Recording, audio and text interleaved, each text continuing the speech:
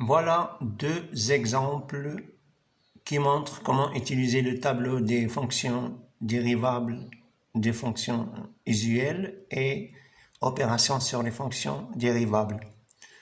Alors pour le premier exemple, j'ai pris la fonction f de x égale à 3x au carré plus 5x moins 7. On connaît bien que c'est une fonction polynôme. Il est défini sur R, donc son domaine de définition est égal à R. La première question, étudier la dérivabilité de cette fonction sur R. Alors, dorénavant, il suffit de dire, puisque f est une fonction polynôme, alors f est dérivable sur R. Parce qu'on a maintenant une règle générale qui va dire toute fonction polynôme est dérivable sur R. C'est-à-dire, si vous rencontrez une fonction polynôme, et on connaît bien que c'est quoi une fonction polynôme, vous n'allez plus étudier la dérivabilité comme on a fait auparavant. Il suffit de dire, ça c'est une fonction polynôme, donc elle est dérivable sur R. Et puisqu'il est dérivable sur R, on va nous demander donner sa fonction dérivée, c'est-à-dire donner f' de x, ceci quel que soit x appartenant à R. Alors il suffit d'utiliser l'opération, la règle de la somme. Il dit que pour dériver une somme, on dérive terme par terme. C'est une règle très facile. On dérive 3x au carré toute seule, puis on rajoute la dérivée de 5x, puis la dérivée de moins 7. Alors le dérivé de 3x au carré 6x, c'est égal à 6x, et la dérivée de 5x, c'est 5. C'est la règle de la dérivée de ax, c'est a. Et la dérivée d'une constante, c'est 0. Donc la fonction dérivée de cette fonction, c'est f' de x égale à 6x plus 5. Ceci quel que soit x appartenant à R. Donc, tenez bien la règle générale, toute fonction polynôme est dérivable sur R. Deuxième exemple, ça c'est une fonction rationnelle, c'est le quotient de deux polynômes.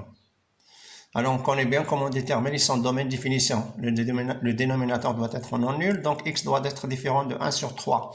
Donc, le domaine c'est R privé de 1 sur 3, c'est-à-dire c'est la réunion de deux intervalles comme vous le voyez ici. La question, étudier la dérivabilité de f sur d de f. Alors, la même chose, toute fonction rationnelle est une fonction dérivable, c'est une règle générale, sur son domaine. Remarquez la différence entre fonction polynôme, son domaine est toujours R, donc il est dérivable sur R. Mais pour une fonction rationnelle, son domaine change, donc, mais reste toujours qu'il est dérivable sur son domaine de définition. Donc la réponse, puisque f est une fonction rationnelle, alors f est dérivable sur son domaine de définition qui est marqué en haut. La question donner la dérivée de la fonction, là c'est un peu différent. C'est le quotient, la règle du quotient. U sur V comme elle est écrite sur la proposition et comme vous l'avez, comme schéma l'a donné sur le tableau qu'il a lancé.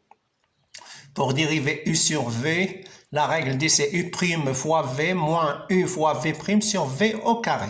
Voilà la règle.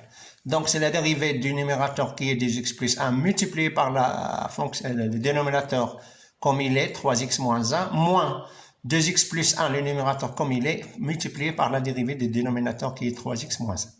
Alors, la dérivée de ax plus b, c'est a. On connaît bien cette règle, parce que ax c'est a et une constante c'est 0. Donc, la dérivée de 2x plus 1, c'est 2. La dérivée de 3x moins 1, c'est 3. Et en effectuant, en développant ce produit, on obtient le résultat final, c'est moins 5 sur 3x moins 1 au carré. Tenez bien la règle, les deux règles qu'on a ici dans cette vidéo.